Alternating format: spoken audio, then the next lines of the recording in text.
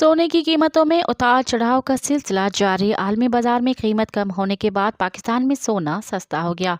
All Pakistan James and jewellers association के मुताबिक मुल्क में 24 कैरात का सोना 1800 रुपए की कमी के बाद 2,16,800 रुपए, जबकि 1543 रुपए की कमी के बाद 24 कैरात का 10 ग्राम सोना 1,85,871 रुपए का हो गया है।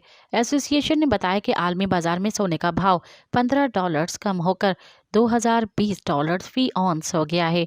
वाज़ेह रहे कि 2 दिन कबल मकामी मार्केट में सोने की कीमत में 5,700 रुपए का बड़ा इजाफा हुआ था। मज़ीद ख़बरनि ऐं तफ़सीलात लाइ विज़िट कयो असांजी वेबसाइट www.awamiNewsHD.com ऐं ॾिसंदा रहो अवामी न्यूज़ HD।